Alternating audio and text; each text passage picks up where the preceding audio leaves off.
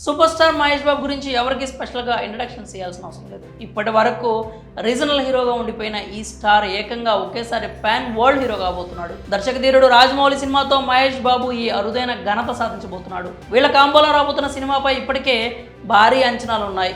ఈ సినిమా బడ్జెట్టే 1000 కోట్లు అని వస్తున్న వార్తలు ఫ్యాన్స్లో అంచనాలను ఆకాశానికి ఎత్తేస్తున్నాయి. అంతేకాకుండా ఇప్పుడు ఈ మూవీకి సంబంధించి మరో క్రేజీ విషయం అయితే వైరల్ అవుతుంది. అదేంటంటే రాజమౌళితో తీయబోతున్న చిత్రానికి మహేష్కి అసలు రెమ్యూనరేషనే లేదంట. మహేష్ బాబు సినిమా అంటే మినిమం గ్యారంటీ ఉంటుంది అనడంలో ఎలాంటి సందేహం లేదు. అలాగే జక్కన్న సినిమా అంటే మినిమం రికార్డులు బద్దలవుతాయి. ఇప్పుడు ఈ క్రేజీ కాంబోలో సినిమా అంటేనే ఆ ఫీలింగే హై ఉంటుంది. అలాంటిది 1000 కోట్ల బడ్జెట్, ఇండియానా జోన్స్ తరహా కథ, అమెజాన్ అడవుల్లో సినిమా షూటింగ్ అంటూ రోజుకొక వార్త బయటకు వస్తుంటే మహేష్ ఫ్యాన్స్ అంతా సంబరాలు చేసుకుంటున్నారు. ఇప్పుడు ఈ సినిమాకి సంబంధించి ఒక క్రేజీ గాసిప్ అయితే చక్కర్లు కొడుతుంది.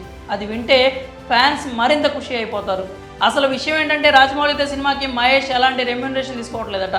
ఒక్క రూపాయి కూడా పారితోషికం అందుకోవడం లేదని తెలుస్తోంది.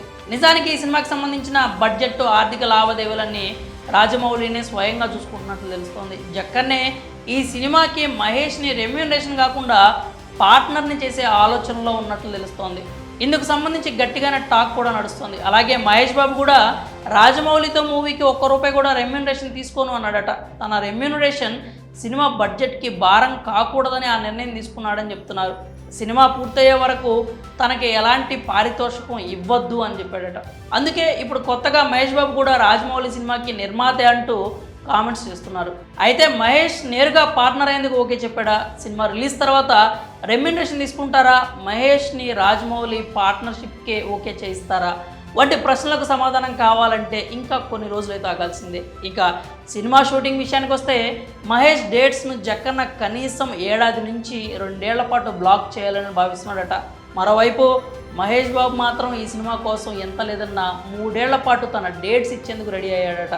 ఎందుకంటే ఈ సినిమాకి తన బెస్ట్ ఇవ్వడానికి డిసైడ్ అయ్యాడట. అలాగే ఈ మూవీ అటు మహేష్కి ఇటు రాజమౌళి కెరీర్కి బెస్ట్ ఫిల్మ్ కావాలని మహేష్ కోరుకుంటున్నట్లు చెప్తున్నారు. రాజమౌళి సినిమాకి మహేష్ ఒక్క రూపాయి కూడా రెమ్యూనరేషన్ తీసుకోవట్లేదంటూ వస్తున్న వార్తలపై మీరేమనుకుంటున్నారో మీ అభిప్రాయాలని కామెంట్స్ రూపంలో తెలియజేయండి.